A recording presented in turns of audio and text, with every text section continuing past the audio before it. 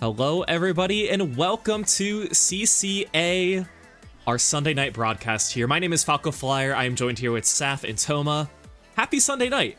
Happy Sunday night. I'm glad we can keep this tradition going. We have some lovely sets happening today.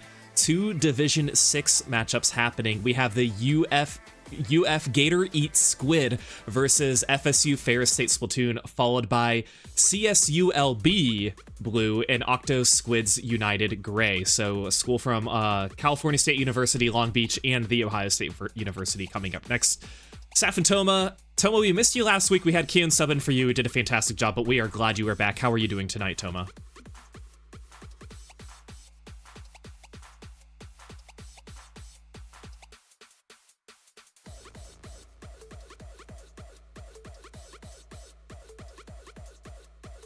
How are you doing? You know me, I love Sunday nights here on SplatoonTourney. I love Sunday nights with Toma and Falco. I love Sunday nights being on the mic. I also love when you can see my cat in the background playing with the string on the floor. Kilala, how's she doing? Kilala is, she's a little worse for wear. I'm going to be honest with you. Worse for wear today, but I think she's doing her best and she's trying to get caught up and back up to speed. Yeah, well, hey, we are happy to be broadcasting tonight. Again, we have 2 Division 6 matchups happening tonight. I believe for both of these teams that are playing today, I believe Gator Eats Squids is returning from CCA last season, whereas Ferris State Splatoon, this is their first time playing. So let's take a look at the roster here tonight for our 2 teams. First of all, I love the logos. I feel like the Ferris Esports logo is probably their school logo, but the esports, it's pretty cool. And then the Gator Eats Squids, that is a nice drawing that we have here. That squid looks like it's in absolute distress, Saf. Yeah, I appreciate a good Gator reference. Obviously, with a school that's at the University of Florida. Obviously, you would have a Gator or 2 in there.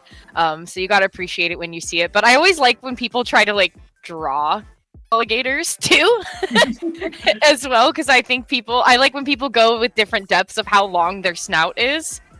I don't know, just a little thing about me in case you were wondering. Yeah, I think it's a lot of fun. It shows a lot of character. It gives a little bit of fun personal touch to these teams, especially since they may not be teams that we know very well or may not see outside of the CCA. Right. But one thing though, Gator Eats Squids, they have some things that they want to be working on, Toma. And I think this season they're going to try to show that, including one of their keys to victory, coordinating specials. They want to be working on that, but also focusing on the objective at the same time. And they want to be taking advantages of situations when they see fit and where it makes sense. And that's a really tough skill to learn. So I'm hoping for Gator Eats Squid coming into this week 3 this week of CCA. Hoping that coming into this game, they're going to take some of these things that they want to work on, refine them, make it better. And they're actually returning this season from season 4. So they have been around the block with CCA before, looking to make some improvements, looking to make some changes perhaps in their game style, and hoping that will bring them success and victory. Absolutely. And Saf, on the other side, you have the Ferris State Splatoon. This is their CCA debut. So unlike Gator Eats Squids, they are brand new to the CCA season. And they too have some awesome keys to victory that they're looking for. Grouping up for those retakes, really important. We talk about that all the time when we're casting. When you have those scary lockout situations, they've got to come together and figure out how to get back in. Going along with that, hitting your shots, that can be a really important part of it too. Aim at someone all you want, but if all your shots just land at their feet, not going to do too much. And of course, I think everybody there, they're still finding the role that fits them best and trying to lock into it. Finding that nice role specialization is definitely going to be something that helps them out throughout this season. Also worth of note, so far, both these teams 0-1 in this season so far, 0-4 against Auburn Navy, both of them. So they're sharing the exact same record so far going into this season. So, very even grounds going in, Saf. Yeah, and I think that's good because there's probably different notes that they're taking from the battle with Auburn Navy, right? And they're probably working on different parts of it as they are gaming and playing against each other and doing scrims and what have you. So definitely interested to see how they want to adjust and where they want to try to group up. And I wonder too, like in different leagues like this, it really makes me curious how much individual players like research each other and research other teams. Like, like when you look at the rosters again, for example, on Gator Eats Squid, their newest member is Steamfunk. However, it's like, where did Steamfunk come from? Like, what's their background? What kind of weapons have they played in the past? Like, what's their experience? But then you look over at the side of FSU, for example, and they have team tags in their names.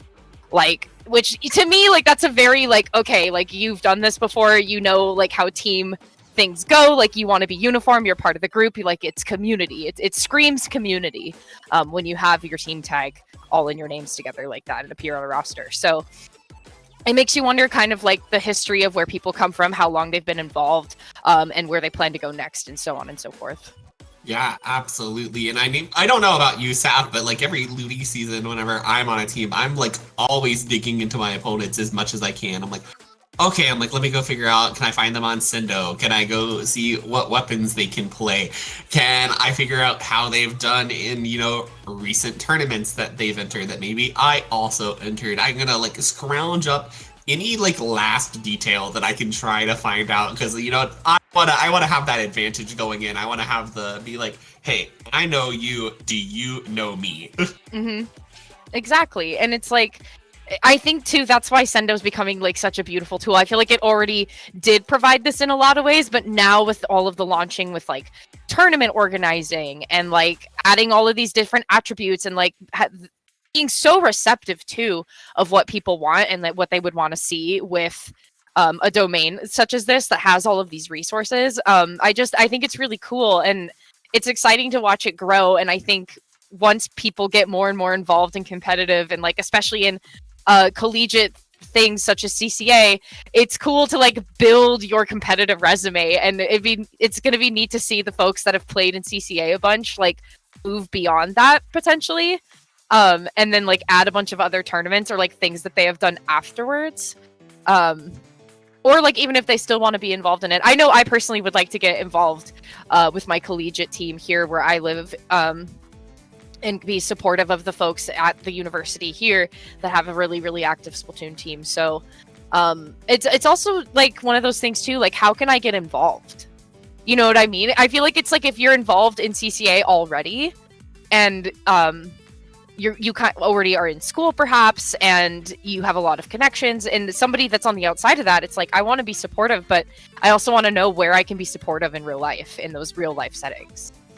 Yeah, absolutely. It's something I kind of wish that I had whenever I was in school, because I liked Splatoon when I was in college, and it's back in the Splatoon 2 days, maybe at the end of the kind of missile meta that was going on, but I could never find people. So I think it's really cool that these kind of esports communities that are starting to really take root and start to grow in the collegiate scenes is really awesome, and kind of provides something that, hasn't always been there for people going to college, and provides this kind of sense of community and belonging that I think is really, really awesome within our scene, because I know that this game brings a lot of people together in a really special way. Yeah, and I'm glad that other school institutions are getting more involved with this sort of thing, because they're realizing that this is a really great like social group for a lot of people, and if it's like adding this space to your repertoire of spaces is going to be super useful in the long run, and making sure that you have folks being participants in their school campus and whatnot. And this is another really great way to do that. But anyways, I believe looking into our first round, Toma, looking into this first map, we're opening with Rainmaker. Or no, yeah, we're opening with Rainmaker on Manta. And normally I feel like I'm getting so used to opening with Splat Zones at this point. I'm like kind of getting tired of it, to be honest. And so this is just a nice like change up for an opening bout to see Rainmaker as the first game. Absolutely, I agree with you there, Saf. And I mean, the Splat Zones, don't get me wrong, I like it. It's an okay mode. I think that there's a lot of very exciting action that you can kind of see in Rainmaker, Clan Blitz, Tower Control, these other modes where you have this moving objective that they've got to go through and push with, as opposed to just kind of once they're in front of a zone, you know how it can be, Saf. You just get under, you ledge camp, you deny entry, and you just stall until that timer ticks down. I think that these different modes are just really fun, really exciting to commentate and to view. And I think they're fun to play as well. As I'll be real, I think that Rainmaker is my favorite mode to play as a competitor, because the pace of it can be really fast, really intense, and it's a mode that always keeps me on my toes. I agree with you there. I like the quickness of it. I do enjoy that you have to break the checkpoints in order to continue. It was such a big complaint in the previous installment of these games that you could not put down the Rainmaker. And so having the opportunity to do that and potentially regroup, or maybe you're in a wipeout when that happens, or what have you, it's nice that it kind of breaks up the pace of the game, so you can't win the game in 15 seconds. I mean, I guess technically you could if there was nobody in your way, but I think just in general, it's nice. It's nice that you can break up the game and segment it a lot more and just make it last a little bit longer, regroup, and try to figure it out. But one thing though, I think with Manta, which is difficult, is that you have two very extreme choke points for that first checkpoint.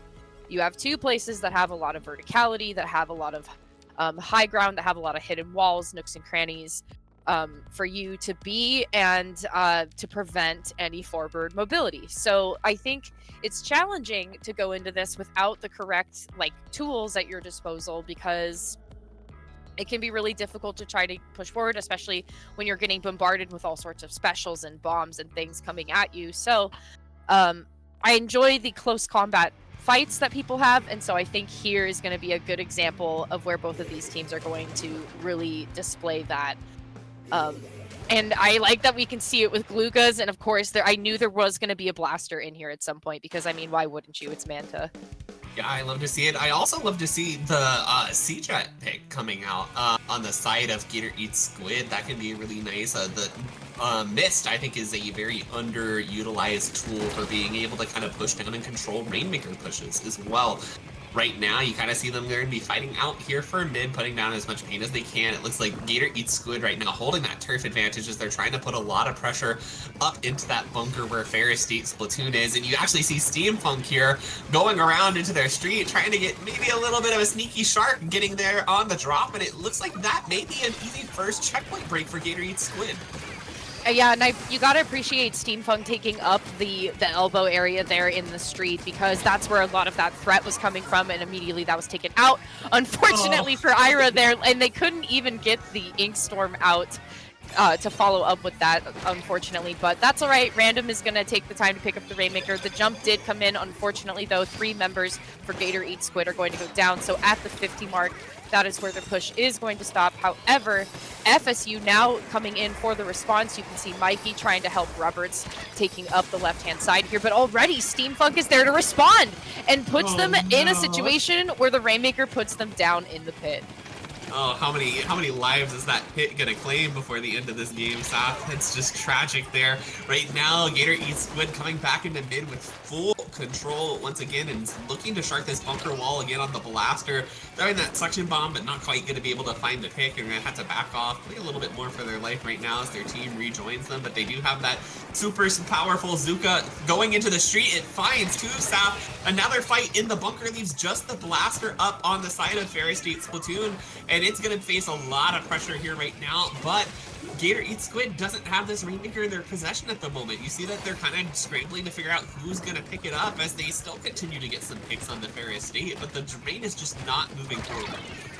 Yeah, Rainmaker's still pretty stagnant, and all the members of Ferris State Splatoon are congregated in the street area. So, picking up the Rainmaker for Gator Eats Squid, I feel like the right moment for them to do it has been present for a little bit here, but as you said, maybe some confusion of who's going to pick up. Maybe they want to try to defend it at the 50 mark. I mean, it's definitely a very slim lead, not comfortable by any means. However, just based on how it's going for Gator Eats Squid currently, they have a solid foothold in mid. Nobody from Ferris State has been able to break back out yet. They all, once again, are just congregated in the street area. So if nobody's going to make the forward momentum to get something moving, I mean, they could defend it at the 50 mark at this point.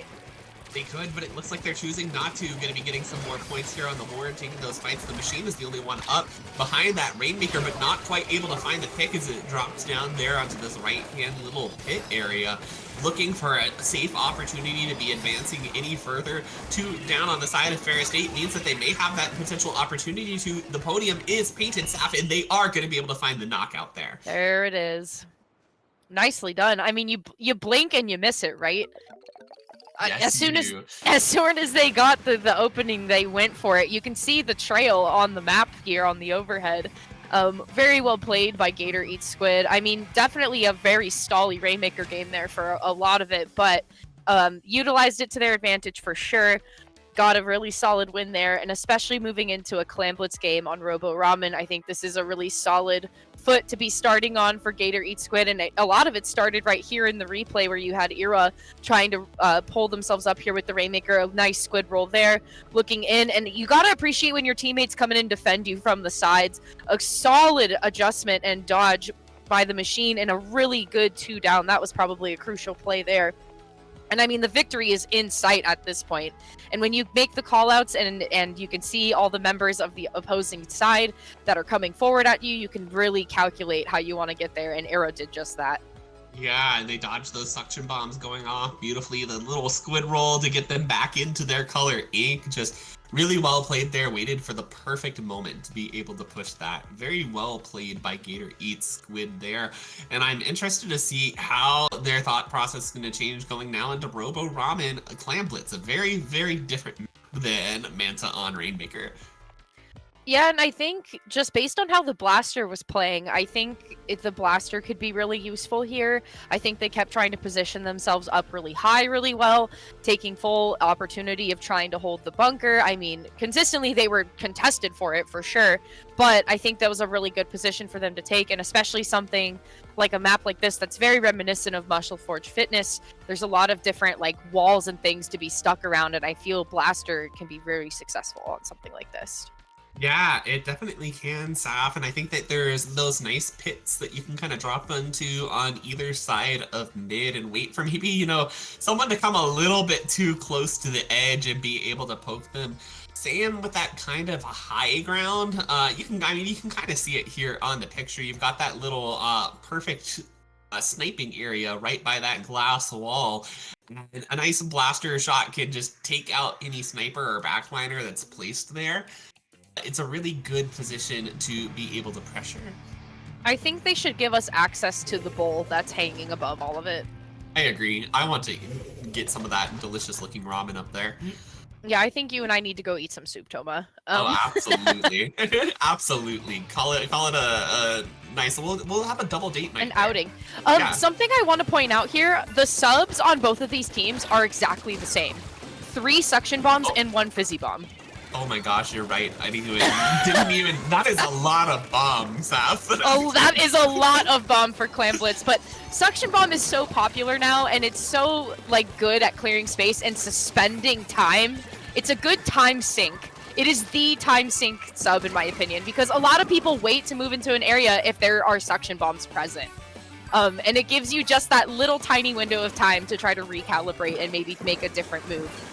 Which, speaking of, Gator Eats Squid is making a move here as their economy is up to 12 points with 3 specials online and at the ready.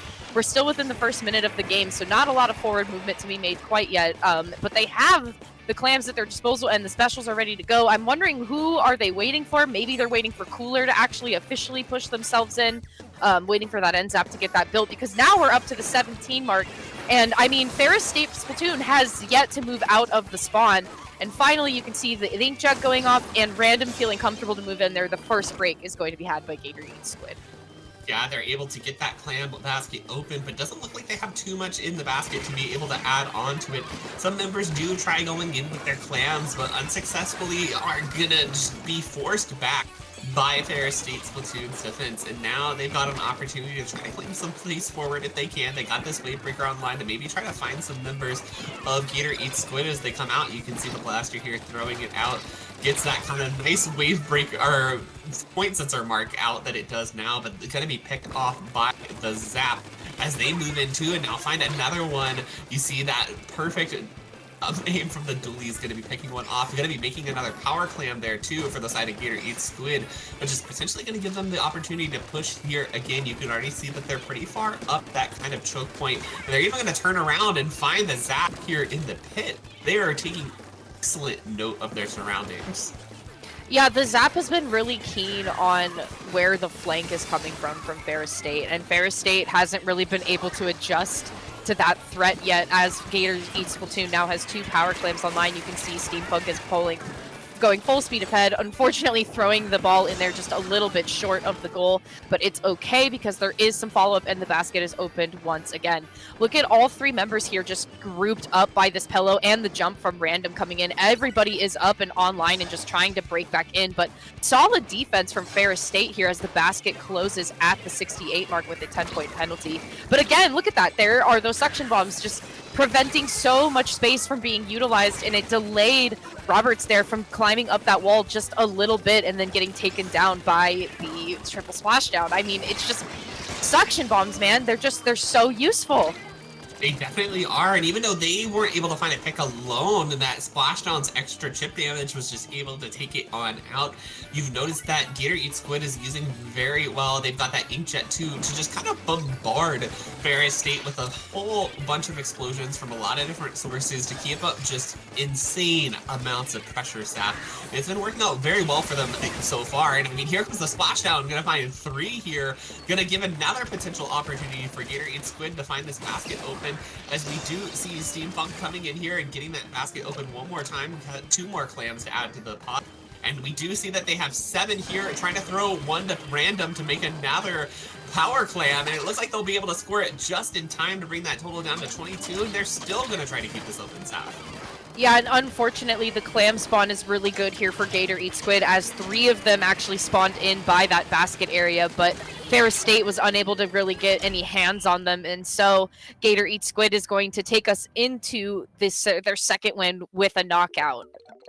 Yeah, absolutely beautifully played there. I really like to see the tosses to make that power clam too, Saf, because I think you and I both know when you have 7 clams and you gotta throw them all in and you're standing right underneath the enemy basket, chances are that you're probably not going to be able to throw in all 7 before you get splatted, so it's really wise of them to just take 1 clam. It might be a little bit less score overall, but here it is. It was a lot faster.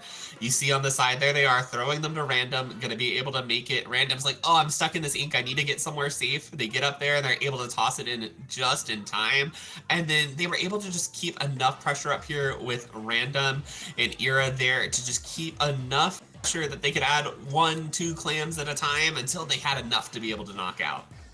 Yeah, and I appreciate Random just kind of getting comfortable over on that flank there, because it seemed like Ferris State didn't really see them out of the corner of their eye, which is a good position to be in, especially when you kind of have all 5 eyes forward when your basket is under threat.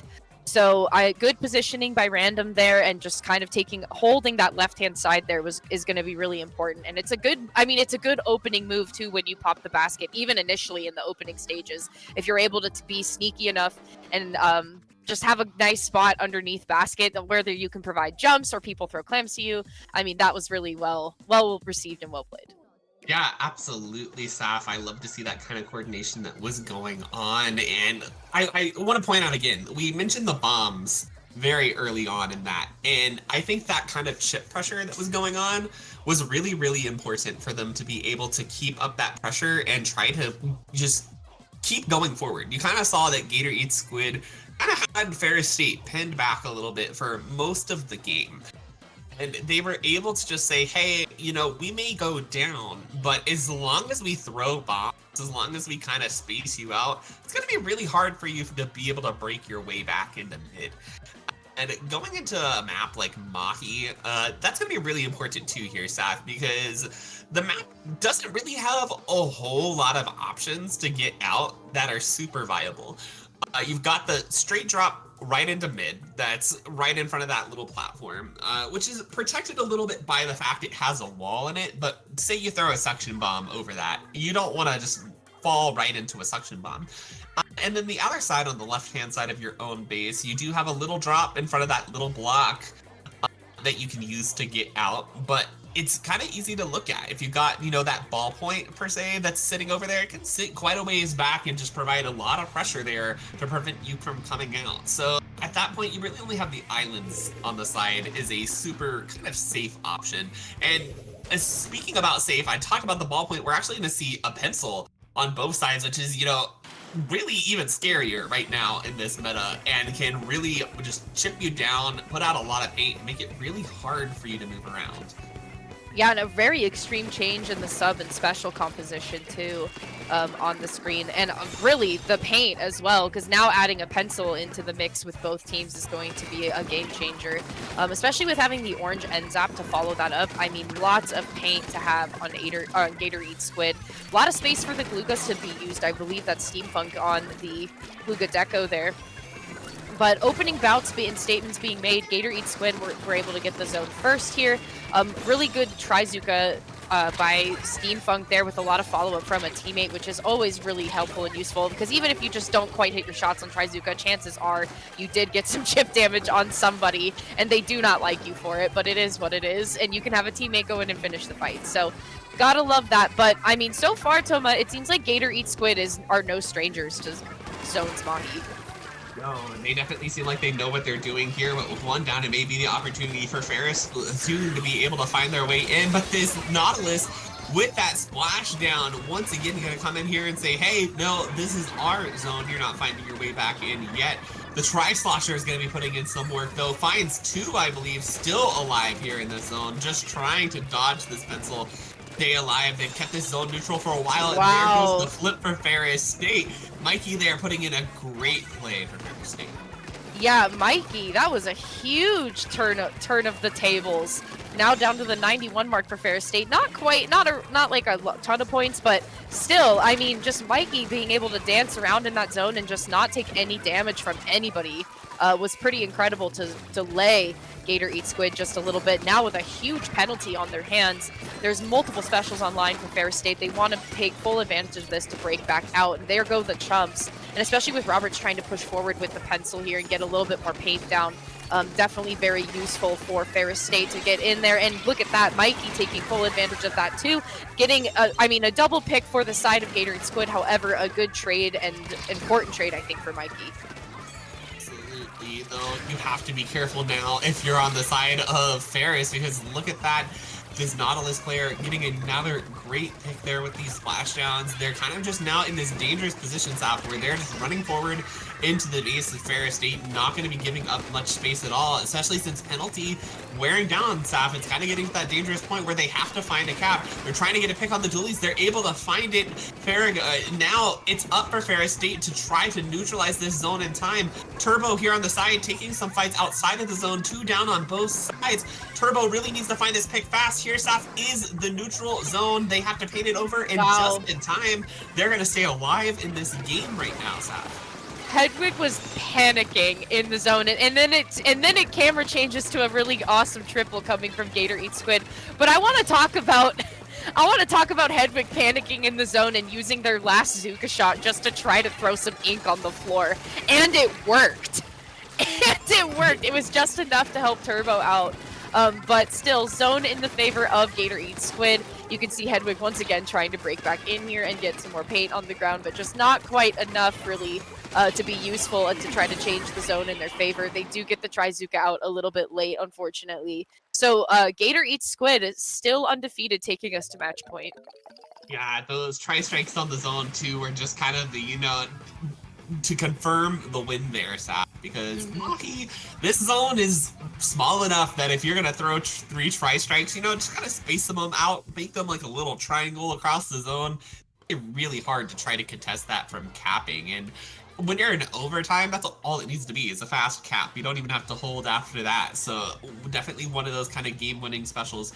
Here we see a great play as they get a pick onto Steamfunk, and I think this is where we see Mikey come and clutch here in this zone, just staying alive. Oh, maybe this is not. Maybe I'm lying. Oh, this is after. This is after. This is where Turbo. This is Hedwig. Yeah. Hedwig. Yes, right here. This is the fight that goes down. Turbo forces the Splatling back, and I think that's another key part. Hedwig, Zuka, awesome, but Turbo getting that Nautilus away from the zone, I think was absolutely huge. And then, of course, we just see Zuka doing what Zuka does and getting a triple to clean it all up. I like how it's literally like textbook Zuka, and I mean it was really close range as well, but sometimes that's all it takes, and there could have already been damage on the players that were involved in the triple homicide, but you know how it is. Trizuka be doing some crazy things. But moving on down, again, we're in match point. We're going to tower control on Undertow Spillway. I mean, if they keep playing Zuka like they did in that last round, I mean, things are going to get pretty intense here. And you got to appreciate a lot of the work that the Nautilus put in, because the Nautilus put in work. Yeah, their splashdowns have been absolutely phenomenal at keeping Ferris State at base off, and they just wait for the right moment to be like, hey, I know exactly where you are, I'm gonna splash down right now, and what are you gonna do about it? But we're actually not gonna see the Nautilus come back. We're gonna see them actually switching over instead. Is it the same player? Was the Nautilus on now? No. Oh, sorry, hold on. I'm seeing 3 mains of quick super jump on this heavy deco. This is gonna be the fastest super jumps you've ever seen, Sap. Yeah, literally instant jumping. At this point, they're just spawning in one place. Oh, that's what you do. You Kraken, Saf, and then as soon as the Kraken is done, you are gone. They are not splatting you. No, they're out. Absolutely. I mean, that's a really good tactic, I think.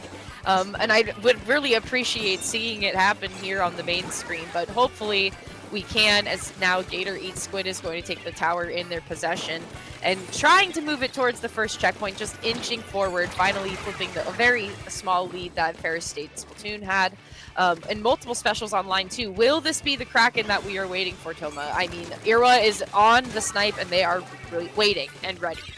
Yeah, they definitely are waiting and ready, and always good to have a Kraken on tower. You can just try to burst people off. Look at all the explosions going around here. And the Tri-Slosher there trying to survive as long as possible. I think Mikey just wanting to show off the stream, hey, look at all this stuff. I'm built different. I'm gonna survive it. I know you wouldn't, because yeah, I wouldn't. Yeah, let's be honest there. I would have been dead 5 seconds earlier. Hey, you guys! Look at all my stuff. Oh my gosh. Anyways, okay, well, listen, Gator Eats Splatoon, or Gator Eats Squid, they do eat Splatoon also, but Gator Eats Squid, down to the 71, they had a Trizuka out. It didn't seem like the Trizuka was aimed at any threat that was on the tower. However, okay, there's the Kraken for Ira, but you know what, they're in a safe position because they're going to be moving on to that next checkpoint there. Miri got a really key pick. They're taking away the threat from Turbo coming from that area, and no follow-up either from Hedwig. The flank, though, coming in, taking down Ira, but Random and Steampunk are there to follow up and still keep the tower in possession. Whoa! And the wipeout just happened all at the same time, but Toma, I blinked. I didn't even see the other 2 X's. Yeah, I think we witnessed a little bit of a Strike Zuka combination moment that's, very notoriously dangerous. And now, speaking of dangerous, in a very risky position here, 9 scouts left on that. And there's that fast super jump, Saf. That was in the blink of an eye. Yeah, they got out of there really quick. And it's unfortunate, too, because they had Kraken just within arm's reach. and just couldn't quite get it in time, unfortunately. But still, I mean, a dominating presence again from Gator Eats Squid. They are still on the side of Ferris State Splatoon. Ferris State Splatoon has not been able to get a solid foothold out of their spawn in this entire game, really, and down to the 9 mark for Gator Eats Squid, so still some more ground to be made up here, but not a lot of threats to be made to the tower. Random has been pretty comfortable here. Now we can see that there's folks from Ferris State trying to follow up and get in here. Random trying to launch their Trizuka, but not quite getting in there. But Irwa going in for the final play, and you can see Mikey just barely behind the time of bumping them off with the bucket there. So Kraken coming in to save the day and take the tower to the end. And a 4-0 sweep for Gator Eats Splatoon. Squid. Yeah. Squid Splatoon. You know, Saf, sometimes all you need is that just like extra second on tower, because I know that Kraken generally is a pick that we've kind of seen start falling off on tower control ever since they made that change where the tower, oh, hold on, let me talk about this first. I'll get back to that thought in a minute, but here we can see as this tower starts rounding this corner, I think we're gonna catch that really crazy wipeout moment that we were talking about potentially. Here comes a Booyah Bomb. So we have a Booyah Bomb. Oh, okay, no, it's not. But we do see a Booyah Bomb coming out there and to find a nice pick. And this is kind of, I think this combination of the shot and the blaster were really good to be able to protect that tower. The strikes too and the Zuka, just lots of specials were providing a lot of pressure. And then like we said, that Kraken kind of just stood there for just a second that they needed to.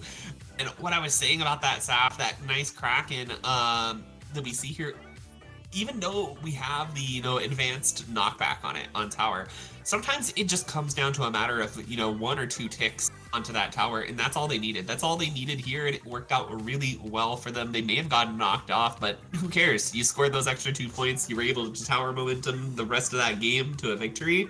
That's what the special was used for, and that's all it needed to be used for. Totally. It was kind of rock in a hard place in a 2v2 scenario. You could see the Splash was trying to follow up on the left there, but yeah, the Kraken was super useful in just those final moments to just get and inch the tower in the units to victory. So well played by Gator Eats Squid. Definitely very well timed to have the Kraken win Era did. So congratulations for winning their third week, finally getting a win under their belts in the record and a 1-1 record for them. So that's looking pretty good for Gator Eats Squid. And then Ferris State Splatoon, I mean, still need to go back to the drawing board for a little bit, want to learn and take maybe some takeaways and adjust some things, but I believe both teams would like to do play all 7. So I think we are going to be moving into Rainmaker Crab Lake Capital. However, Gator Eats Squid has technically won the set. Yeah, Sop, and I don't know, I love seeing that these teams are still pretty cool with like, hey, our set's ended, but let's go ahead and let's play all 7, let's figure it out. I think that extra time is really useful for them because any extra sets, any extra games you can get in against, teams in your division, really useful for just some information gathering, for those VOD reviews, for whenever you're kind of trying to hit the books and figure out what you need to do next to try to improve. So it's really cool to see that these teams are cool with that they want to play these out, that, at the end of the day, it's just a game, and they're here, they're ready to have fun, they're ready to learn, and it's not some kind of big deal of, no, we're done, like, see you later. Yeah, I agree with you 100%. Any time that you can have additional experience to try and make yourself, like, improve your gameplay or improve your skill is always going to be useful, no matter what. So yeah, I 100% agree with you. You got to appreciate when, even though the officialness of the set is over, we can still go in and play these games with an even head, maybe with a little bit less stakes, perhaps. So, which I would also agree with, that maybe you want to change your gameplay style a little bit when the stakes aren't as high, which I can definitely, understand, and I think can make it a little bit less complicated for people. So maybe there will be a little bit of a change going into this Rainmaker game now, knowing, even though the stream is still here, which I do feel that some people still get stream jitters, and like that's also totally understandable. But now maybe with some of that pressure relieved, we can see some difference with Ferris State. Oh, I'll be the first to admit, Saf, I get stream jitters anytime I'm on a tournament stream. So, totally understandable. But exactly like you said, an opportunity to, experiment some. I think we're seeing some of that experimentation actually. The side of that flings a roller on Gator and Squid, maybe trying to try out something new. Yeah, I like that we're slowly encroaching on the meta. There's a lot of Zuka in this lobby right now. But also there's a lot of paint with the end zap. There's also I believe that's the new roller, or is that the new big swing roller? No, that's the new Flingza roller. Yeah, that's the new Flingza roller. Sorry, less familiar with the newer weapons, the newer kits with it. But well, it's not a weapon we get to see often because it has splatter color screens. So in a lot of events, you won't be able to see this tournament legal. Yeah, that's very true. So.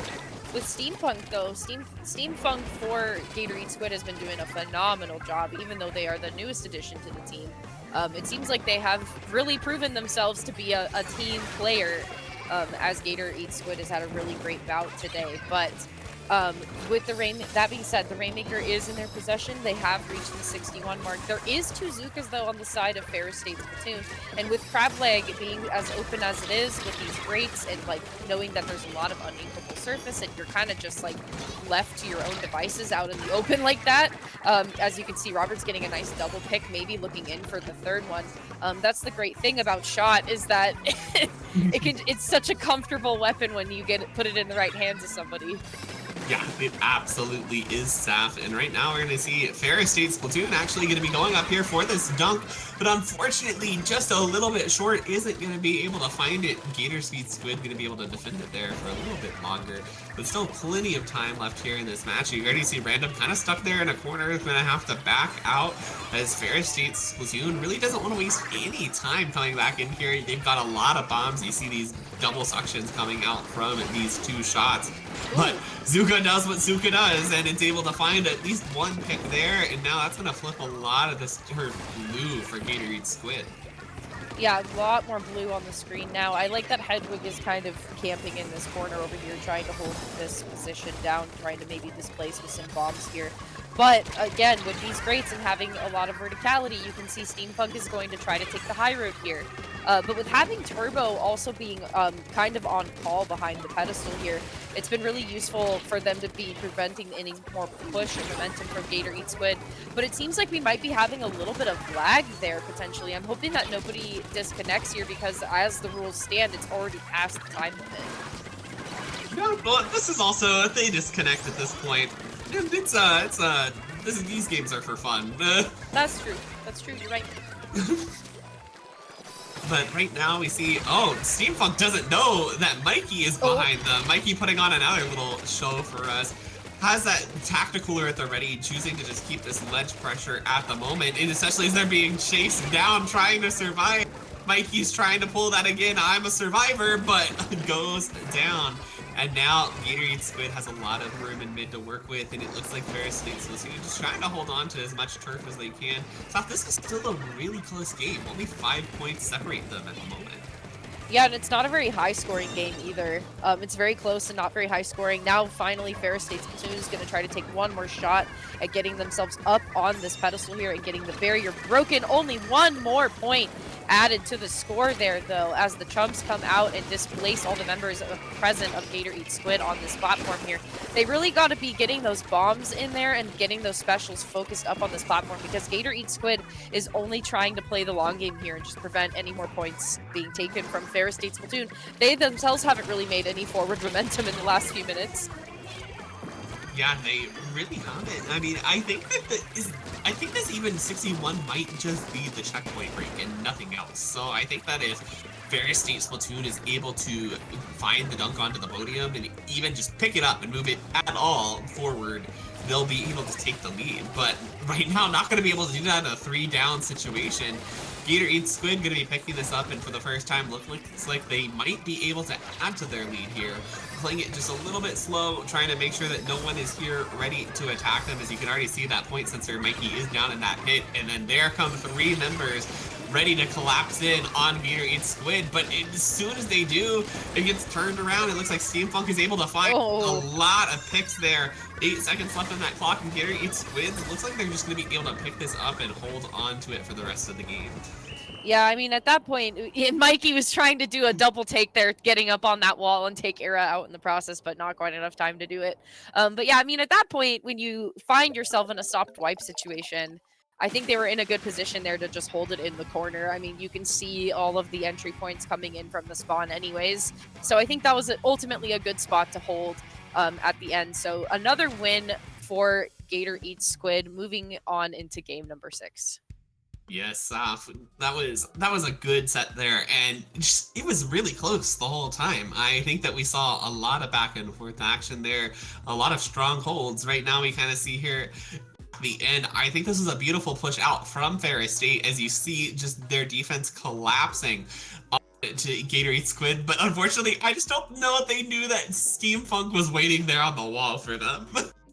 Yeah, you could kind of tell they were there for a little bit. They are definitely one hit away from being taken out of the game for a little bit, for a while there, but had some time to heal and able to push forward there with their teammate into the spawn, so that's great. So far, though, Gator Eats Squid, their offense has been so relentless, I feel like, when it comes down to it and when they're pushing in for the objective, because again, they didn't really score much at all throughout the entirety of that game. They kind of just got their checkpoint break and then proceeded to defend it. So it kind of seemed like once they got that next win, once they got that amount of points, they just sat and played defense the whole time. But then when they got the advantage, when they finally felt that the advantage and the timing was right, that was when they got the points. But it wasn't until the very end of the game that they did that. So Yeah. they definitely took their time before feeling like they wanted to advance their lead. Exactly, and I mean it's a scary map to score on, South. I mean, once you have that checkpoint break, if you go left-hand side, you have to make it a jump onto their plat, which is scary. And if you're on the right-hand side, you have those big open exposed grates. You can't swim, you can't recover ink. You have to just commit to pushing forward. So I think it's a big map where a lot of people are kind of hesitant after the checkpoint break. But we're not there anymore. We're now on Scorch Gorge, ready to go, seeing this double splatling comp coming out. We see the triple bucket coming out on the... Hello, Seth? Oh my gosh, I like all the rain that they have. It's a storm coming out for Ferris State Splatoon. I like that a lot. So opening bouts being made, you have a lot of bubbles coming into the mid area here. A lot of clams being picked up as well. I mean, already Gator Eats Squid has 11 clams at their disposal. No power clams quite yet. But they're looking in and trying to collapse in onto this basket area here. But Ferris State Splatoon, they've been playing it really patiently so far, Toma. They kind of let Gator Eat Squid come to them a little bit for a while there and got a nice double pick advantage, but not quite able to capitalize on it. They do have a ball ready and they're trying to retreat with it. However, I think the amount of time that took allowed for Gator Eat Squid to kind of fight their way back into it, and now they are trying to contest. Yeah, I think you kind of have to play a little bit safe, a little bit patient with these kind of double blob bucket comps. I mean, somebody call OCE. I know that they love their blob blobbers, but right now, Saf, oh wait, this is not their basket. I thought for a second, I was like, oh my god, Saf, are they just gonna like swim through here and score? But that was just me not understanding what side of the map they were on. I was like, I thought I was about to start talking over a really hype basket play there. Yeah, well, I think we had a 1 versus 1 scenario there because all 3 members on each side went down at the same time. And I don't know what happened. There was a triple splashdown. I think it got like 1 or 2 folks in the midst of it, but then the person that was the offender of the splashdown like also went down. It was like but 6 people left the map suddenly at the same time, and then we thought that there was going to be a basket break, but it turns out the person actually retreated with the clam, which was the right call, for sure. Makes a little bit more sense than like the ballsy play that I was like, hello? And then that's like, wait, yeah, that makes that checks out. Like, yeah, that checks out. Oh my gosh. Well, still a firefight happening in mid though. Nobody has been able to score quite yet, but there's been so many specials and subs thrown back and forth and a lot of good splats to be had on either side. Nobody's been able to go in and actually properly make a pop though. And look at this, Ferris State is in such a good position to try to do it, but they don't have enough power clams. Yeah, I don't know what I just saw, Saf. I don't know what I just saw. There was people exploded. Oh my god. But I want to say that besides whatever that just was, is that I really like how Ferris State has been using this double rain and blob. I don't know if you've noticed how they've thrown their rains together, and then they just kind of throw a whole bunch of blobs through it, and it just kind of creates this zone where, like, if you're Gator eats Squid, you can't go through it because you're going to die. But right now, who's going to be dying right there is they're able to find the head wig. There we go. And look at all these clams coming in, Sap. There goes another power clam, and they're just in prime position to score. You've got these suction bombs out to create pressure under the basket, finding a pick onto Turbo, finding one more. They're still, Sap, having this basket open, down to 45 remaining. Wow, and Random was able to pick up 3 in the process. Going to opt to retreat, though, back to their teammates, definitely a really good call there, as FSU is going to slowly encroach their way back out to mid. But wow, what a wild basket opening there by, I believe that was by Steamfunk. They just were able to take one pick and just roll in there with a power clam and just get that opening statement just ready to go for them to take it down to the 45. I mean, that was really wonderful for Gator Eat Squid.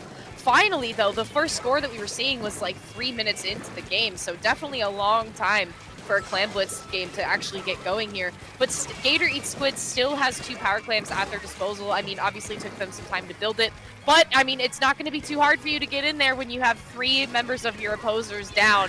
And it's full speed ahead here, especially with the triple splashdown. Now make it 3 power clams online for Gator Eat Squid. Yeah, Roberts is able to find a nice pick there, and they're able to collapse in and stop, an extra power clam from going in on the side of Gator Eat Squid. And now Roberts here, ready underneath his basket as soon as it drops to be able to score, but is it going to go in time?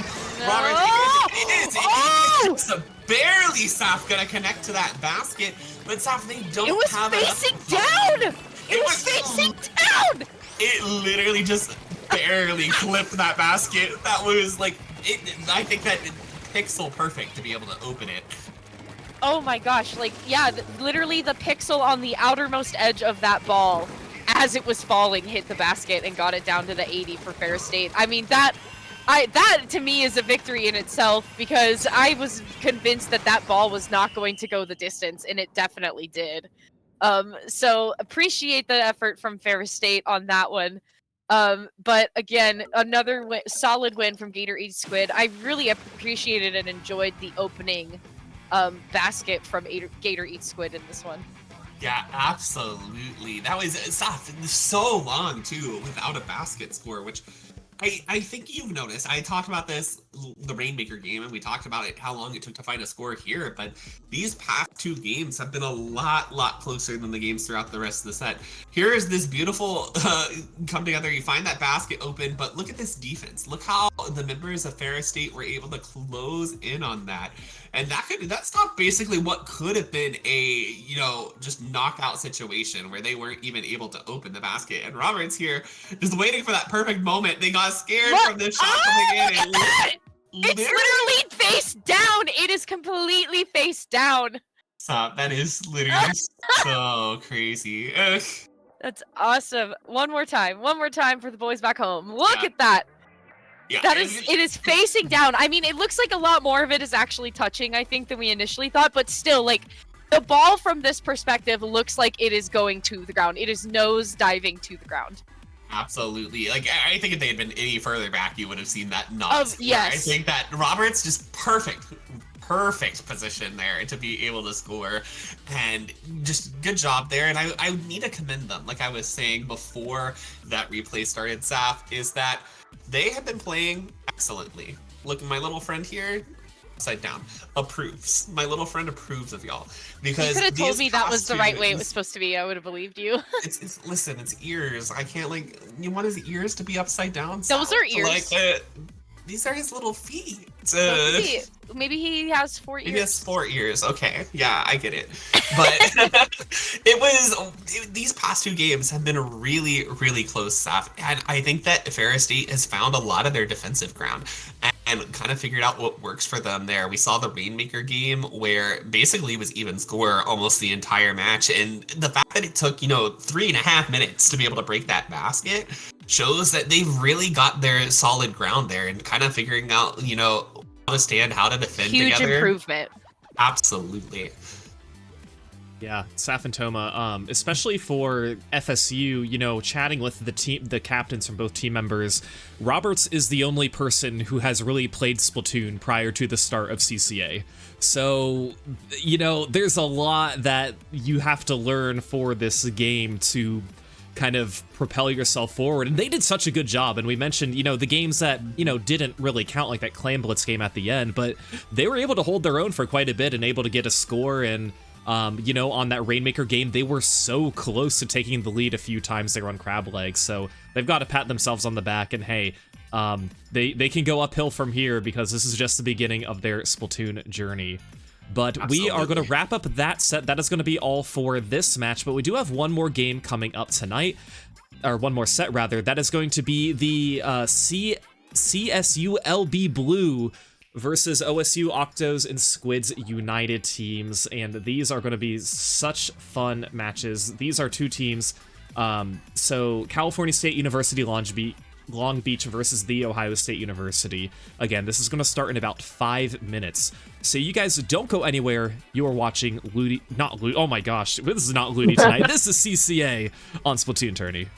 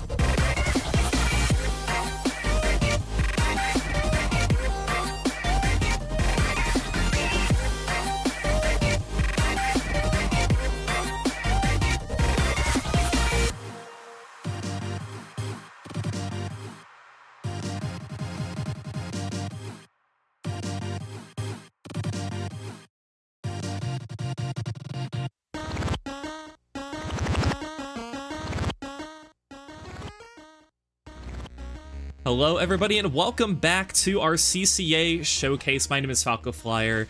I have to change the overlays in the dashboard because I forgot to do that. But we're getting ready for the next match here. This is, again, going to be California State Long Beach Blue versus the Ohio University Gray. Let me change that real quick. I'm so professional at this. It's been a long Splatoon weekend, guys. It's been a long time. Yeah, you know what? It's been a good weekend of Splatoon though. We had Low Ink, we had 9-hole Grains' golden graining grounds for the 30-plus-year-olds out there. We have the CCA stuff this weekend. I mean, it's been a good weekend for competitive Splatoon IMO. It has been. Saf and Toma, why don't you tell us a little bit about the teams that are playing today? Sure, yeah. So Ohio State University, Octos and Squids United Gray. Some things to know. Their season currently is 1-0, so they're killing it so far. They're having a good time, looking to get another win under their belts. Some things that they want to consider for their victory. Again, coordinating strong pushes. I mean, absolutely, you have to be working together. It takes a village to get it done, so definitely true. Keeping comms positive. Now, this is huge. Toma and I both can speak to this a lot. You need to be having a really good attitude, and I'm hoping that both teams can really take away from this and have a really good attitude, because I think we saw really good sportsmanship in that last round that we got to see, so I hope moving into this match that we get to see that same courtesy. Yeah, I absolutely hope to see that too. And Safi, I have to say, a weapon I haven't seen played a lot, but I have seen played a lot tonight is this Splashdown Nautilus going out here on a Rainmaker, and I think it's really fun here. I think it's fun. Our Splatlings in general have always been good on Manta because of these greats, but Nautilus has a lot of high DPS for that shield. It's got a bomb. There's a lot of fun things you can do with it. Right now, though, the team's going to be fighting it out in mid here, trying to get a lot of paint control down, which, the Arrow Spray does always very excellently. And it looks like they're going to be trying to make a push here on the side of Octos and Squids United. And they are going to be able to find the first checkpoint in just 45 seconds, but now leaving just Rin up on that Arrow Spray. It's going to give CSULB Blue time to get back here into mid and try to find some footing to work with. CSULB Blue. I cannot read it that way. I'm so sorry. Anyways, Zipcaster is online and ready to go, and the Splashdown with the knot is also ready, and the Rainmaker is in possession. So Blue on the front foot to try to make a response here, and with that Zipcaster and the Splashdown also coming out at the same time, a special coordination going down there, and with the Nautilus going in the bunker here, that's going to be a huge position take for Blue to have, and a really awesome moment for them to get that checkpoint break. However, going into 3-down scenario, I think that they are going to have to stop at the 1-point cheese there, and allow the space for OSU to try to come back in. Yeah, and Saf now, just a minute and a half into this game so far, both checkpoints have fallen, so now we're looking at, kind of a good old fashion game of Splatoon 2 Rainmaker, where you just gotta run it as far as you can now, nothing in your way to stop you. And right now, it looks like Octos and Squids United has a lot of that space in front of them, but don't currently have that Rainmaker. Finally going to be picking it up. Here is this Blaster kind of keeping space down here on this left-hand ledge. And Volsetto there going to be zooming in with that Reef Slider, trying to clear some space. Is able to find one Rin running from the pressure behind them, but ultimately isn't going to get too much further. That lead going to go up to 45, and now CSULB Blue going to have a lot of space to go out. They've got the Rainmaker in their possession here. You can see that they're wasting no time trying to put pressure here into the street. We do see, I think, Saf, this is also the second time we've seen C-Jet. I think I mentioned it too in the last set, that I think that Toxic Mist is great for slowing down the Rainmaker, which you see it kind of forced them up into the bunker because they didn't want to swim straight through it. And now they were able to finally just kind of force them around until they were able to find a pick. Yeah, I mean, Drew's footwork there with that Rainmaker was absolutely amazing. I mean, they strafed left and right at the appropriate times. They were able to escape a lot of dangerous and close call situations in close quarters. I mean, that was just, the delay tactic there was amazing. Unfortunately, not really extending the lead much at all, but definitely showing that Blue has the survivability that it takes in those situations. And unfortunately, the jump not making contact there, so the Rainmaker is going to be dropped by OSU, but just right in front of where they dropped it. So not going to have to go in for the reset, thankfully. Although not much ground to really make up here, but with the coverage coming in from this wall, you have to be mindful of where Rin is going to be with that Octo Brush. But Falsetto here, launching a blast and unfortunately falling off the map again, getting chased into the pit by Drew. That is now, I believe, 4 deaths that we've seen on the right side pit here. I mean, there is a lot of life being lost. What is off this ship. There's a lot of abandoning ship happening. Like, oh, I hope the Manta Maria has its insurance up to date because they are going to need to make several claims after tonight's sets. Yeah, there's definitely gonna need to be some conversations to be had. Potentially some insurance fraud going on. Maybe cashing in on a really high life insurance policy on the right hand side here if you keep trying to abandon ship and go port side. But Annie Ben with the C-Jet trying to take up the side here, but a great reef slider by Falsetto, making up maybe for that blunder that earlier where they fell into the pit there. A good reef slider, good defense, but then the try splashdown coming in for a double pick, and then Drew coming in to finish it off, looking in for the wipeout on the blastosphere, and they find contact with it. So this is Blue's chance to try to make a response here, Toma, and the lead extension starts now. Yeah, they have to try to move fast, but look at that 2 down on the side of CSULB Blue. Now leaves them vulnerable for Octos and Squids United to kind of drop in here. They've got a Booyah Bomb ready, throwing it at the Rainmaker. You see that Sam there's getting the do not retreat warning as this Reef Slider also comes in, just chipping extra damage onto them. They are in overtime. This is dangerous for them. They're able to just barely survive here, Sam, but another Booyah Bomb coming out. Pressure left and right onto this Rainmaker, and Octos and Squids United Gray are gonna find the victory there. But oh my gosh, the movement of that Rainmaker there to survive that long, Saf, was crazy. Yeah, I would like to see Blue play in more Rainmaker games. This team, in general, play in more Rainmaker games, because consistently when the Rainmaker was in their hands, they stayed alive for so long. Even though there wasn't like too many points on the board, like, okay, we'll excuse that. But the overall performance of staying alive with the objective in your hands for as long as these players have been is really quite astounding, and trying to move in between obstacles. And I feel people struggle doing this with their normal weapons. So having somebody do this with the Rainmaker and watching that is pretty incredible. Yeah, like we saw them dodge that Reef Slider there, and like I thought for sure, I'm like, here, like, this looks so dangerous. I'm like, you got a Toxic Mist, you got a Booyah, like, look at all these, like, the C-Jets the rain at you, like, the rain, like, able to dodge it out that long. Of course, you know, after you can only take so much chip damage, and Octos and Squids United was able to finally stop it, but to be able to survive that long, I can tell you I probably wouldn't do it. Like, I would have been down to that Reef Slider, let's be honest. Yeah, like, I'm still learning to try to, like, figure out how to do stuff like that. But one thing, too, I really appreciate from OSU, every time that they were able to get an opening, they took full advantage of it, even with the amount of times Falsetto fell into the crevasse. They still were able to take full advantage where it counted and where they needed to. And you know what? Maybe it was a good tactic that they kept holding the Rainmaker on that right pit. Maybe it actually worked out in their favor.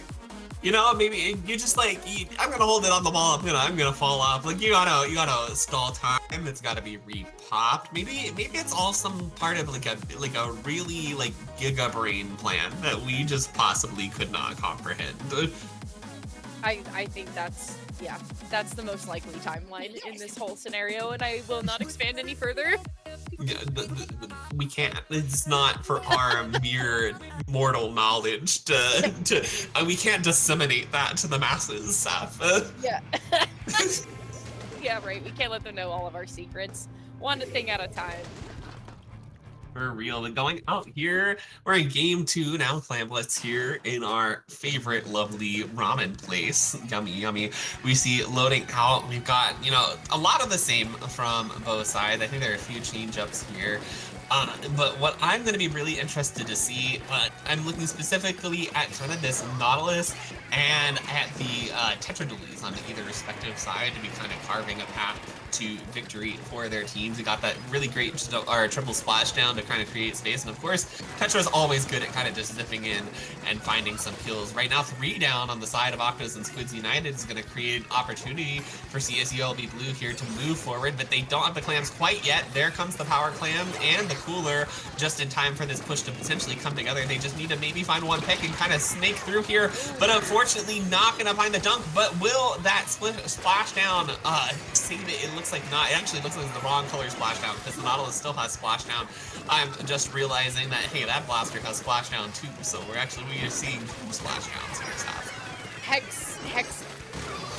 Hexagonal splashdown. I don't know. Hex is 6. Whatever 6 splashdowns is. There's at least 6 of them. So that's unfortunate. It seemed like Blue had a really good setup there, Toma, and they just didn't quite get the pieces together. There was a missing link somewhere. Because now the script's flipped. I mean, Octos and Squids is in the spawn of Blue, throwing in a Booyah Bomb to open up some space there. No clams, though. No power clams. There's enough to make one, but it's all spread out at the moment. So focusing more on trying to take fights over trying to actually build a power clam right now. Here we go. You can see follow-up coming in from Rin finally. But again, still, nobody's really throwing any clams to each other quite yet, just maybe trying to keep it open. Finally, we see a power clam go into Rin's hands here, and now the first basket pop, 2 minutes in, we're going to see OSU. Yeah, finally found the basket, but no follow-up there too. And I was like, oh my god, like I was like, first of all, I was like, you had the suction bomb onto that Tetra, then you had like 2 splashdowns going off, and I was like, oh my god, there was like so much happening all at once there. And ultimately, it just leads up to that one and done kind of power clam push. Now, Drew's trying to carve some space forward, looking to find that blaster, but unfortunately falls a little bit short.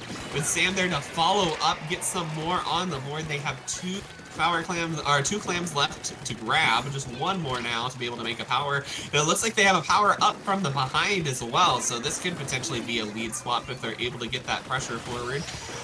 You see that the triple splashdown almost ready to go, but they're gonna have to survive that reslider, which they do. And now Falsetto, though, is in a great position to put some pressure coming behind that triple splashdown to be looking at the members of CSULB Blue there. Not quite able to find a pick, but you do see that they've been significantly moved around. The brush is stuck in its Zipcaster. You kind of forced one of the members of Blue down there into the base. And now Octos and Squid United is kind of spread out pretty evenly across mid, looking for a lot of picks, and that splashdown going to find a lot of value, Sap. But right now they don't have the power clams to be able to score off this at the moment. Yeah, and no help either, sadly. We got 7 on the board, and the clam spawning in there for Falsetto, but just a few moments too late, as 3 members of CSULB Blue are spawning back into the map here. Falsetto, though, is going to waste no time to use that reslider to try to open up a pocket there, see if we can get in some safe passage for Rin to get that power clam into the basket once again. I think the Inkstorm definitely is going to help out there.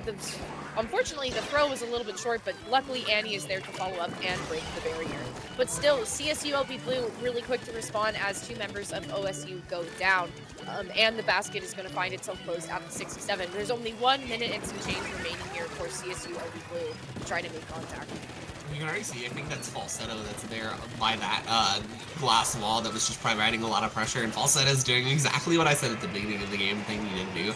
They've been kind of this path carver in for the sides of Squid and Octos United, and they've been just using that reslider, using the movement from their dodge rolls to kind of mix up and confuse the members of CSULB Blue and find vital picks to move in.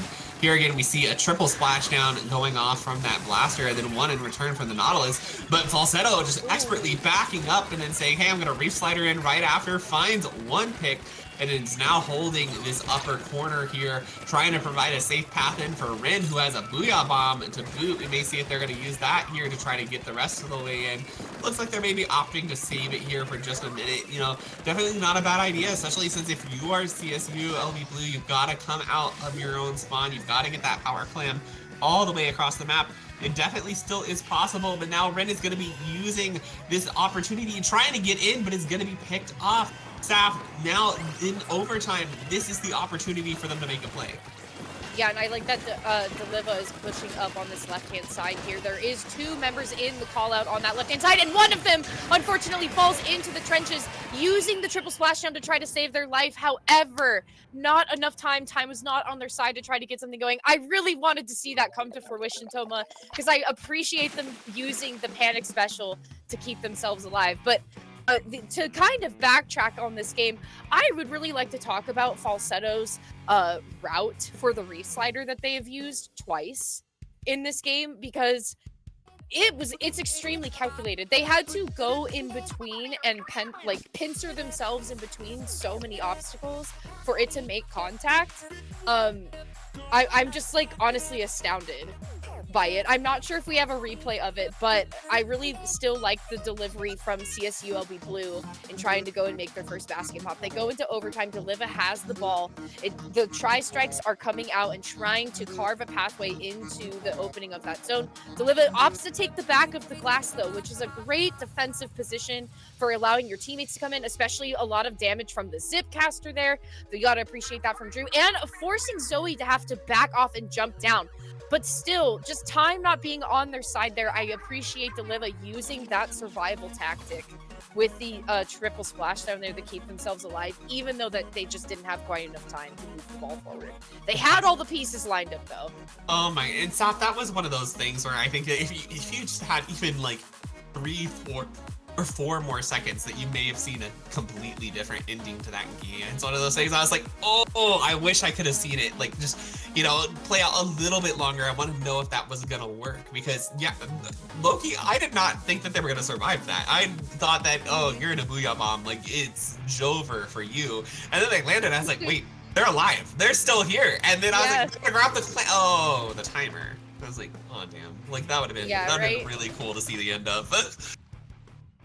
So again, no comp changes. These 2 comps are working for both of these teams, and I do fully believe that for CSULB Blue, because that response that they were making in that last game, like something was going to be cooking there, and so I really think that they're going to show us something more here going into this 3rd game. So opening statements now being made.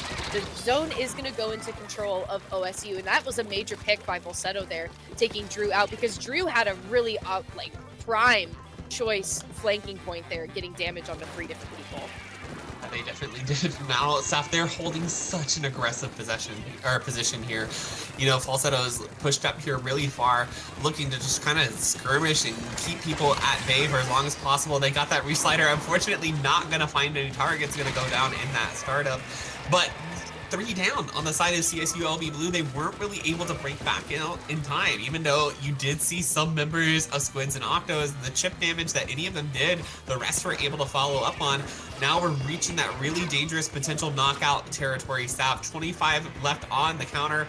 You got that booyah bomb coming out. You've got a really, really scary situation as CSULB Blue is just not able to find the picks right now. Drew, though, 1, 2, 3 on the zone, but are they going to be able to get the cap? No! Oh my gosh, I felt that in my soul. Drew. That was such a good play. Unfortunately, I think it just came seconds too late. Oh, the timer has just been so cruel to CSULB Blue in these last 2 rounds. Yes, it has been, Saf, but oh my god, what if that brush can make another play like that, that would be insane.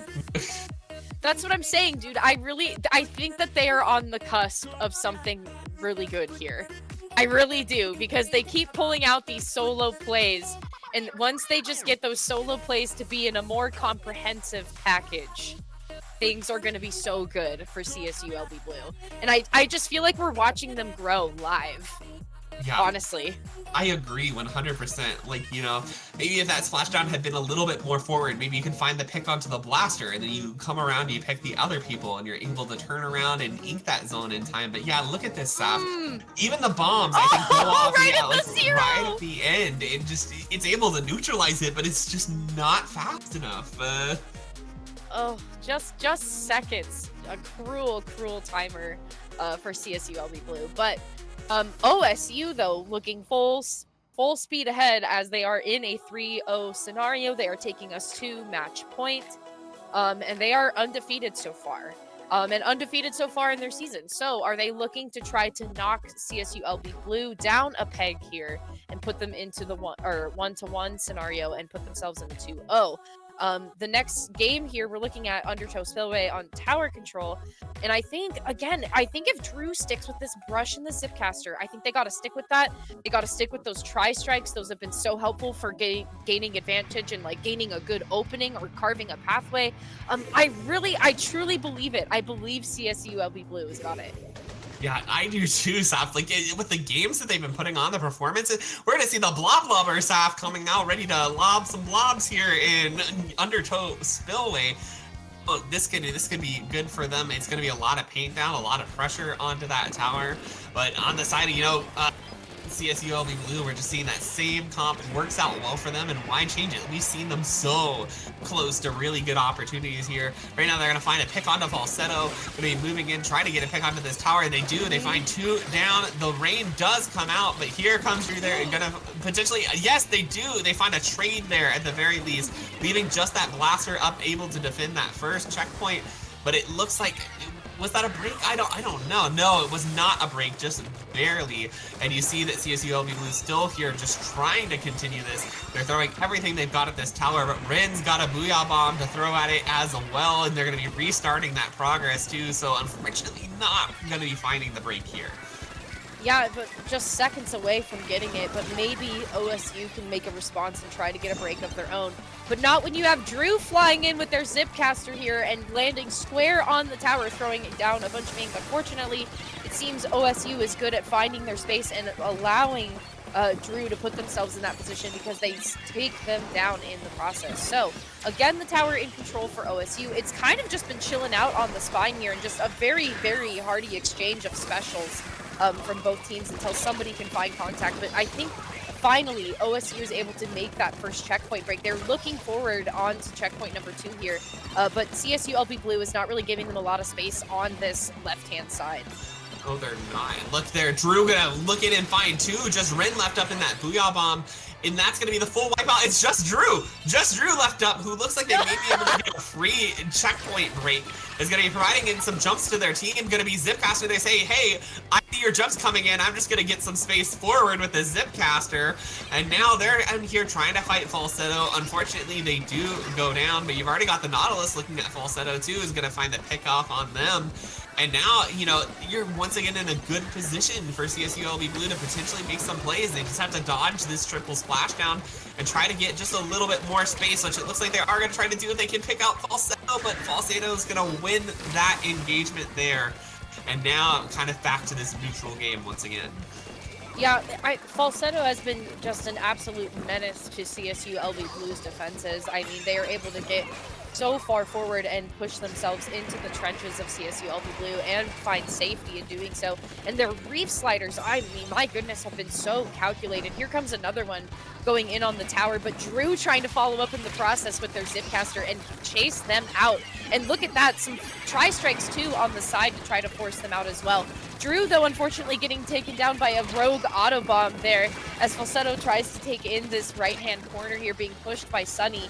Just trying to engage Sunny in a more cornered fight and pushing them into the blob here, but just so much blue also on the map, Toma. But hopefully a double pick over on that side there can maybe turn some things around for CSULB Blue as we can finally see some more yellow emerging. Yeah, and it's just Rin there in that Booyah Bomb, but he is going to use that kind of cover from the Booyah Bomb to sneak around and find a pick onto the Zap there. 2 down now on the side of CSULB Blue. Ren's going to be getting a lot of paint down, opportunity for OSU to be able to recover. You can see Falsetto there on the side, going to be finding 1, going to be finding 2, looking to find a 3rd there in the Zap. They do their reef slider, going to be forcing Samuel over, and now this may be the lead change potentially for Octos and Squids United, and it looks like I don't know, Saf, will they be able to get it? They do. Drew gonna not be there, just barely not in time. Rin is the last one left standing to try to continue that push. It's gonna go down to the 65 mark, but just 4 points, Saf, standing between the lead. I can't tell you how close this is. This is literally this is the closest I think I've ever seen this map. Yeah, one thing is for certain too, OSU is afraid of Drew. Because Drew has forced people to backtrack and go backwards and then try to like reconsider their re-entry into engaging them. And it happened in that overhead bit. So definitely a really, really important fight, I think, for CSULB Blue to be taking, because if you are afraid of the Octobrush does have enough power and distance to try to hit you. And as we see right there, Zoe goes down, looking in for another pick here on the side, but luckily Annibin's there to follow up with that blob leveler and taking them down in the process. Deliva, though, has been in a good position on the snipe here. They've been throwing down a ton of ink and just throwing in triple splashdowns where it makes sense. And trying to help their teammates follow up. But I also think just the amount of inking power that OSU has just been so strong. But two strong aggressors going against each other here has been really entertaining to see. And unfortunately, the wipeout for CSULB Blue. So OSU takes the tower back, and they did flip the lead. So that is a 4-0 for OSU. Gosh, Saf, and I know we say it all the time. It's a little like cliche at this point, but a 4-0 on paper does not always feel that way in the games. And this is definitely one of those sets where the results on the board do not speak the entire story. Yeah, definitely. And so congratulations to OSU for taking down another win on your score sheet. But looking in on the final moments of the game here, you got to appreciate, again, Deliva was consistently up on this snipe area. They were holding a really good position, felt comfortable to do it. And Drew, it was Drew. For me, the offense was Drew versus Falsetto. For these two teams, and it was entertaining to watch it happen because you got to see really good plays by two really strong aggressors. But I think too, the thing to consider is that I feel that if CSU maybe had a little bit more ink to play with, to give Drew some more space to potentially shark, and try to hide a little more, maybe get closer before like launching an attack, maybe that could be really useful. However, I do think that OSU, just again, when you have somebody that's aggressive as Falsetto and they are so good at like threading the needle with their special, that can be really difficult to try to combat and contend. And especially when you have other teammates following up with all of the poking damage that you just did and initiated from that. I mean, I think Falsetto is in a good place and they're doing something really good for this team. So they got to keep it up. There's definitely room to grow, but good stuff happening. 100% Saf. I like you said, kind of talking about the dynamic between Drew and Falsetto, and I think that a lot of times when you're thinking about team comps, you're thinking about what to go forward in a team, you got to figure out how to play around certain members of your team. And I think that those are your opportunity creators. They're your forgers of paths forward. They're going to skirmish. They're going to keep people distracted and off objective. And I definitely think, right now, on the side of Octos and Squids United, they've got it pretty down locked. They've got something that works out super well for them. And especially with the kind of, you saw how they would move off of Falsetto's Reef Sliders, right? Like just absolute perfect timing, working off it, and doing exactly how to play with it. CSULB Blue, I feel like they're just right there. They're right there on the brink of greatness, Saf, and they're just trying to figure out what like little ticks they need to add in to be able to find there. I think that you mentioned more paint to be able to add there. That's perfect for them. It works out really well for, your brushes, your rollers, ink brush, carbon, that kind of stuff that wants to sharpen ink. It doesn't have a lot of, too much range, but once it does, it can kind of pop out and kill you. It can kind of move behind you. It can be really scary. I think that's definitely the key that they've got there. So, if you're reviewing this, you're looking at your match, CSULB Blue, just remember, paint. Y'all got it. Your comps work. I really like the opportunities that y'all have there between the brush. I like the Nautilus as well. Those triple splashdowns, I think, served them really well too. So just keep up the excellent work. Y'all are right there on the verge of greatness. Yeah, and we're gonna continue with some of that because we did agree to a play all 7 here. So again, releasing some of that tension, right? Relieving some of that stress that the games are going to have a lot more weight to them. Now this is a more just like a play for fun thing. We're gonna maybe try different things. but we're also going to try our best. So you still have the two main aggressors. You have Falsetto still on those Dark Tetras. There is a Clash Blaster out now, however, but you also can see Drew on the other, over yonder on the side of CSULB Blue. They are still holding on to that Octobrush. So I enjoy that there are a little bit of comm changes, but primarily the two most aggressive people are still going to maintain what works. Yeah, they definitely are. I'm interested to see this clash working out for them too. A lot of chip damage that they could potentially be putting in. Right now they have 3 down on the side of CSULB Blue. Make them the full wipe. They're going to be able to get an easy checkpoint break here. And look, they're already moving up. You've already got this Inzap here in just a incredibly aggressive position. They'll have to watch out for the 3 suction bomb Zap. That is a lot of suction bomb. And you can see that Drew is just ready to defend, not going to let this Rainmaker go into the hands of Octos and Squids United, finding 2 great picks there. Yeah, you gotta appreciate that. Unfortunately, though, the Rainmaker is going to reset for them, but it seemed like that they were maybe initially about to pick it up, but hopefully the reset is what was intended there. But OSU now breaking back down into the map. Again, just so much orange. A sea of orange, and you can see CSULB Blue is a little hesitant to try to go back out. They do have specials at their disposal. The Tri-Strike is definitely going to be helpful here. Falsetto getting pincered into the corner there. Still a nice double pick to be had. But OSU, I mean, there's nobody defending this last pedestal here. Finally, Drew is able to get in and prevent the Rainmaker from going any further. If that was a pick that they needed, it was that one. So thank you, Drew, for stopping that push at the 28 mark. But still, relentless pressure here from OSU up on this right-hand corner here, and a lot of subs to work at their disposal too. Yeah, that was really good. Like, I didn't even know that they were pushing it. It just cut over, and I was like, oh, yeah. Wait, they have the Rainmaker? Like, they're walking into the base? Where's the defense? And, that's a great part when you have a really good skirmish and fight happening on the left-hand side of this map. If you're getting the enemy team distracted, you can just walk it up the opposite side for free a lot of the times, and they were able to do that really well, just pulling all the attention away from objective. Yeah, and I think it's good that CSU, you could see that call out was being made live. They were gonna maybe think about running it, but they're gonna opt to reset it here. Still though, with mid being in solid control of OSU, that is gonna put the Rainmaker kind of directly back into their hands. As you can see, CSULB Blue is trying to get back in and spawn into the map.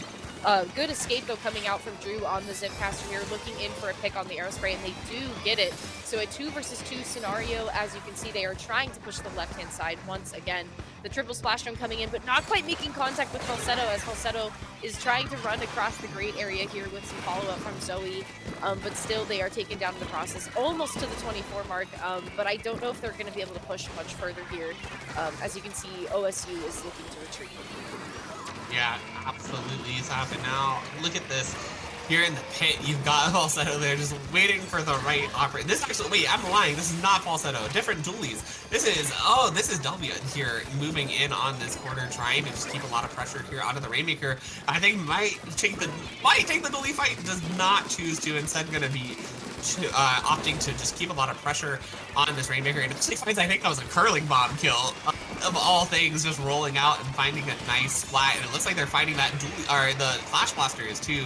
They were going to, and then something else took it out before they were able to engage in that fight. But they do have a good space moving here forward. You can kind of see they've got that pedestal painted, ready to go for their teammates if they choose to go left or right. But it looks like they might be deciding. They're like, huh, do I go left? Do I go right? And they threw strikes left, but ultimately they're like, hey, my team's right-hand side. Let's go here. You see how far forward they were to protect their Rainmaker, and it allowed their Rainmaker to just be able to dunk without facing really any pressure at all. Yeah, but already, though, the cavalry for OSU is going to respond. They're going to move this Rainmaker off of all the progress that CSULB Blue just made, even though they immediately lose it. But even with the loss, 2 members of CSULB Blue are down. There are triple strikes online, however, waiting to use those probably for some re-entry from teammates. But it just seems like every time that CSULB Blue is trying to get back into the map, they end up losing 1 or 2 folks in the process. And again, like even on this response here, it looks like they were looking to try to pick up that Rainmaker, but still just better tactical use of the weapon from OSU as they went down in a double pick. So the OSU is also in a good position to be taking trades. Like they're in a comfortable spot to do that. CSULB Blue cannot afford to do that.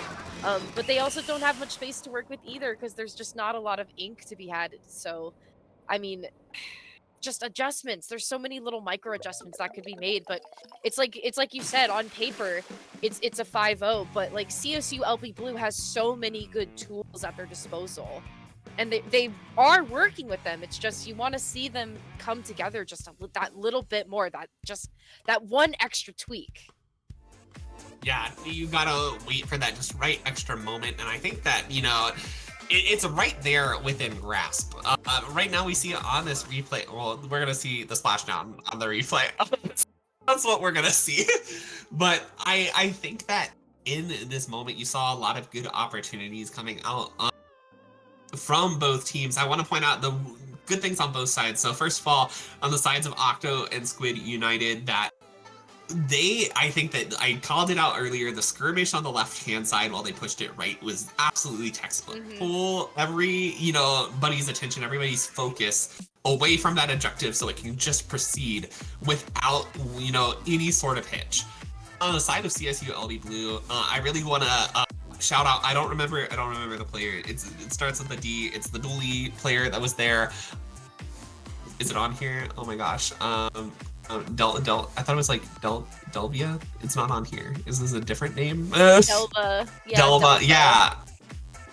Yeah, Delva. But they did a really, really good job, I think, just carving paths forward, especially in front of those checkpoints. They were able to push forward and make sure that no one was able to contest it while their friends were dunking. And I think that's a really useful thing for them to be doing.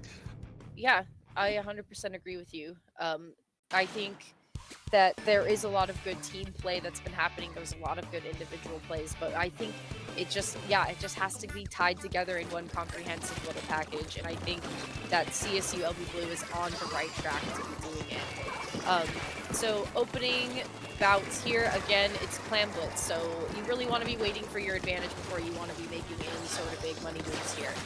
So in a 3v3 situation, maybe not quite something that you want to go in and fight with, and especially not in a 1 versus 3 situation. But if you're someone like Zoe, who just goes in with their blaster and gets a triple splat, but also follows up with the triple splashdown as well, I mean, what kind of movement or play or do you want to be trying to do here? I mean, what a really great opening play. Yeah, that was a wonderful opening play. And now we're going to see here that we're just waiting patiently. Falsetto going to be gathering up some clams. And again, they are the path forger, right? They've already got this reef slider ready to go. Here it goes onto the ramp, falling just a little bit short of the ramp. And you see now that they're forced to back up from Drew. Drew, again, has been excellent on both offense and defense for CSULB Blue tonight. And they're going to cause, you know, Falsetto to kind of second guess from pushing into there. Though not for too long, as now they've got here in the pit, they got their eyes on Sunny there, able to find a pick. Delvia here's two fighting out in the dualies, and Delvia is actually going to take the win there.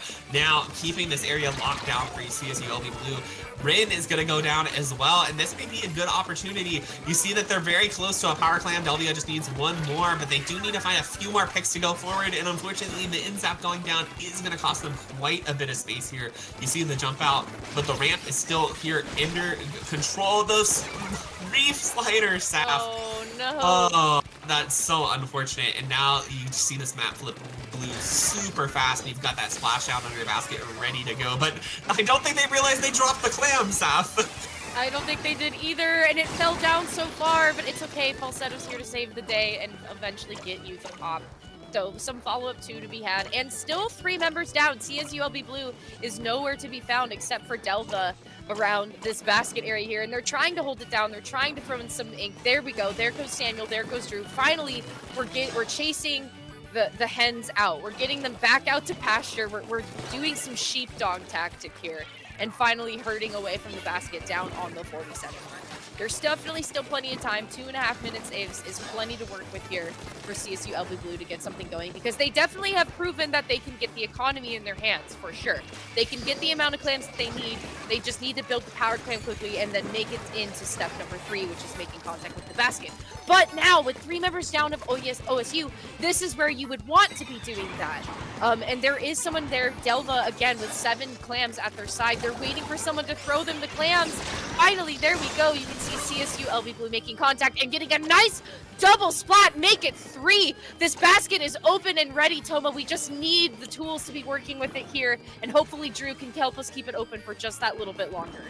Yeah, they're certainly trying to here. It looks like they're gonna be. Oh! No! Oh, not in time. I thought Ouch, it was gonna indeed. be in time. I was like, oh, that's a lot of clams. I was like, that's gonna be really, really good. Unfortunately, just a tad too slow. And now you've already got Falsetto, you've got Rin here ready to go. The Booyah Bomb's ready to go. It looks like they're gonna. I thought they were gonna pop it right afterwards. They probably were planning to, but it doesn't matter anymore because Falsetto is able to just create that same kind of opening with the reach slider to continue this push. He ends up trying to add a few extra clams, but Drew gonna be putting a quick into that as they're able to kind of force everybody else the rest of the way out, stopping that push down now at the 27 mark. But gosh, that was such a huge capitalization off of, you know, an unfortunate play out of CSULB. Yeah, Drew really played cleanup squad there, though, getting a nice triple pick, cleaning up the basket there, taking one more down in the trade there, as 3 members of OSU try to take up this left-hand side, pushing the game into a 2 versus 2 scenario. But again, just so much pain to be had. I mean, Rin has been just doing so much work here with the Booyah Bombs, the Sprinkler. I mean, they are just paint-heavy, paint-central weapon here, and it shows because the map has been so blue this entire time. I mean, CSULB Blue has so much uphill ground to be trying to cover and work with because of that. But again, they've proven that they can get the power clams at their disposal.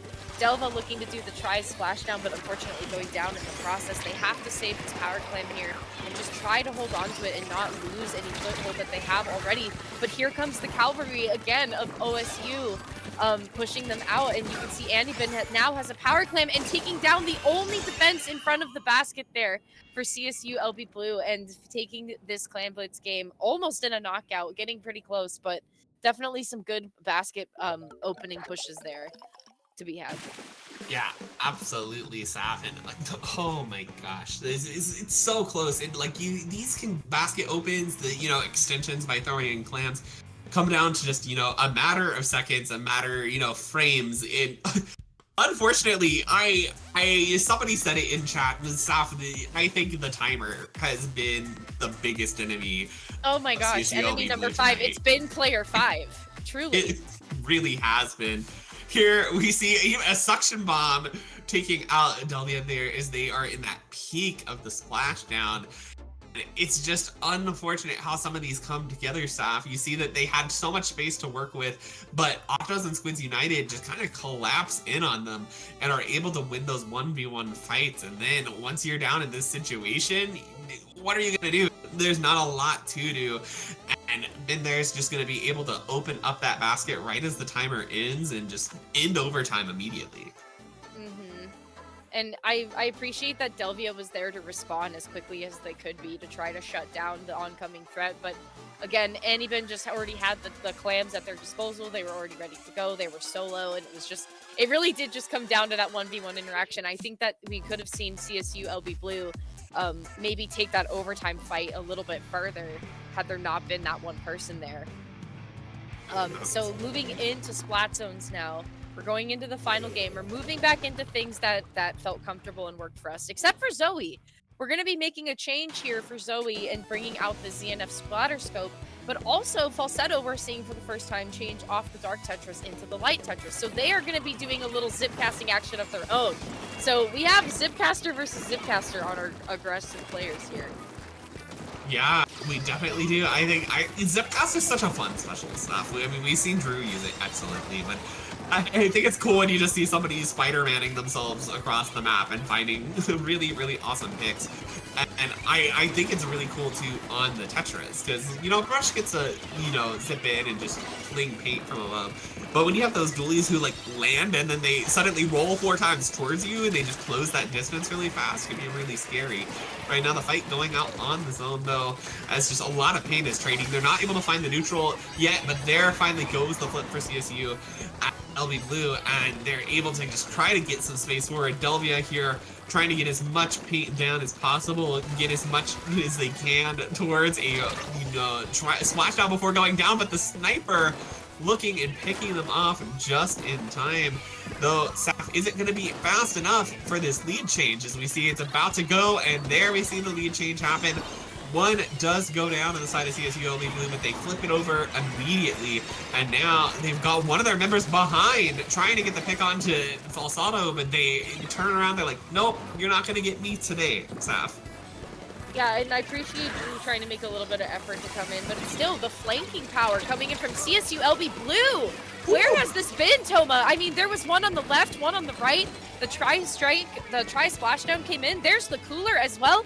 Now we're cooking. Okay, the juice is out for CSULB Blue. You can see the Booyah Bomb trying to come in here.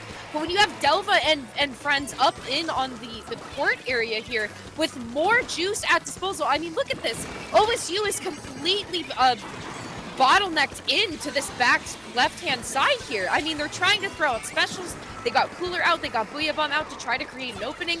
But now that we're down in the last 30 seconds here, I mean, look at all this paint that CSULB Blue is trying to work with here. And Drew, once again, coming in for the flank, taking down another aggressive pick and opting to still maintain the zone in their possession.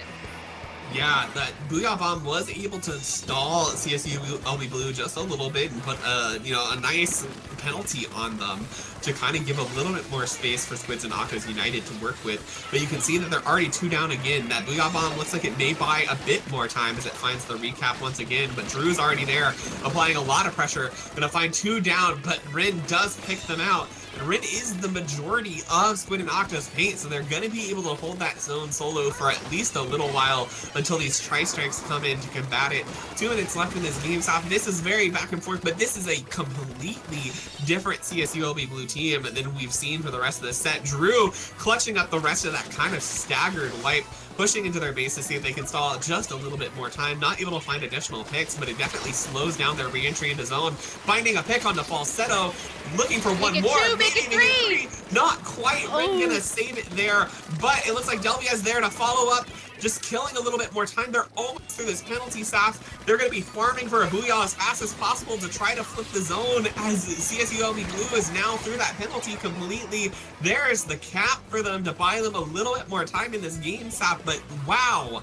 What a game so far. And right now you see that CSULB Blue is already back in. Yeah, I mean, the juice timing has been impeccable.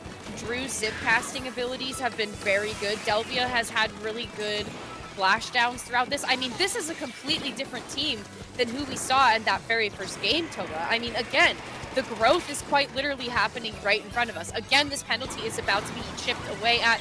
Sure, the tri-strikes come out, but then immediately it goes back over. But still, CSULB Blue throughout this game has been able to eat away at a fat penalty 3 times. And who's to say that they're not going to do it here for a 4th time, as we now only have 45 seconds left on the actual game timer, with OSU Octos trying to get something to work with here. But the amount of flanks that CSULB Blue has been pulling off has just been astounding.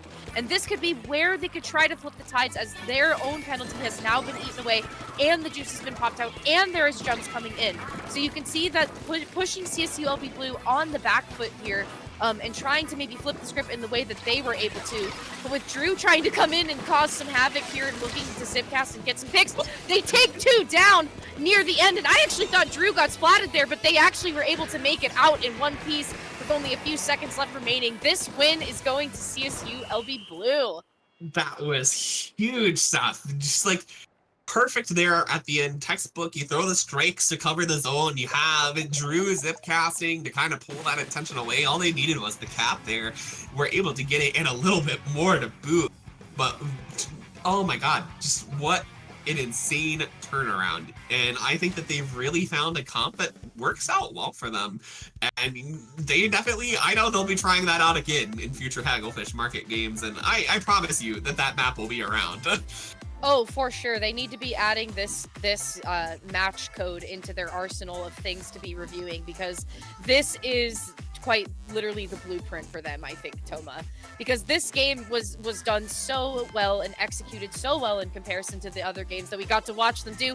And I mean, look at this beautifully executed zipcast by Drew here. I mean, just flying away, looking as the blood of their enemies is on the floor, going back to safety. I mean, it's just, that is just beautiful. Chef's kiss. Yeah, absolutely, Saf. Like, I don't think you could have played it better there. And I think that, you know, Drew's zipcasts and defense have been key for CSULB Blue all night. And I think getting to see it pay off in that kind of fashion at the end of this set is really, really huge. Drew, that's something to be really proud of. Yeah, definitely. Falco, any thoughts? You know, Toma said this earlier today, but a 4-0 on paper, or I guess a 6-1 on paper, we're not going to report the scores that weren't really practical to the standings, but every single game was a nail biter, and they got closer and closer each time too. So, I mean, like, you know, California State University Long Beach Blue, that's a mouthful by the way, they did such a good job, especially in that last game, to really turn things around. And this is where, like, okay, this is where you find your scrim partners, especially if you are California State Long Beach, because like this is the challenge you want. This is the challenge you want where, okay, like, we had control of this game, where did we go wrong? This is a team that might be just above us in the time limit of the game. We need to practice against them more, and I think that was a really fun set. Like, there were many times where I thought California State Long Beach was going to take over and take the lead and get the win, but there were just so many moments where, like in Clam Blitz on Scorch, where the basket went up right when they were about to score, and it was just like, oh, if they had like half a second more, or just like did something a little bit differently every time. Basically, there's a lot to take away from this set. A 4-0 on paper, but a very close set in our hearts, right, Seth? Absolutely. I gotta really appreciate having two really aggressive players try to duke it out. So really well played by Falsetto, really well played by Drew. And again, like watching them just progressively get better and then really pull it out in that last game. I mean, this was a completely different team that we were watching in this last game. Like, they did not play like this in these past 6 games until this game. So like, I really hope that they take away a lot of stuff from this 7th game. Like, obviously look at the whole picture. Like, the really big oh wow factor was in that 7th game. That's right. In Toma, Octos Squids, Gray, they are 2-0 in their division now. Of course, they have to do a makeup week. This is week 3 of CCA, but they're sitting pretty good if they want to make the playoffs. Oh yeah, Falco, they definitely are, and I mean, the gameplay from them tonight, absolutely phenomenal. I think that, you know, Falsetto there, that in my mind, where, you know, end of season all-stars, that did the key plays that they had to just constantly getting their team in those perfect reef sliders, creating just lots of great openings. They've got some great things in store for the rest of this season. Well, that is going to be it for our broadcast here on SplatoonTourney, but the CCA action is not stopping tonight. We are going to be rating CCA Splatoon, the official Twitch channel for CCA. They're going to be having a Division 1 matchup, and that is going to be the Comet Blasters versus Red Embers. But for us, we will sign off for now. Saf, where can we find you? You can find me at Safirea, that's 2 P's, 2 A's, at Safirea on Twitter or Blue Sky if you want to, I don't know. You can also find me running the streets of Austin, Texas in just a short month and a half away at Low Tide City 2024. And you'll actually see Falco and Toma there as well. So if you're also looking for them, you'll find them there too. But Toma, in terms of like opening up a web page, I'm a super boomer. Where can I find you? Yeah, absolutely. You can find me on Twitter at Crest of Gautier or here at twitch.tv/ttoma_. I play, you know, Splatoon, Honkai Star Rail, Genshin Impact, all those fun things. So come hang out with me when I stream. But of course, the man of the hour, our beloved host, Falco, where can we find you? You can find me, Falco Flyer, on Twitch, FalcoFlyer11 on Twitter. You can see my dog sitting in the bed and a bag of USB cables because I needed to plug in my mic or my mouse in the middle of one of the sets. But yes, that is going to be it for us here on our CCA broadcast for SplatoonTourney. But again, the CCA action is not ending. We're going to go raid the CCA channel for, again, a Division 1 matchup, the Comet Blasters and Red Embers. It is going to be a lot of fun. So thank you guys so much for hanging out with us tonight. We will see you next Sunday night. Take care.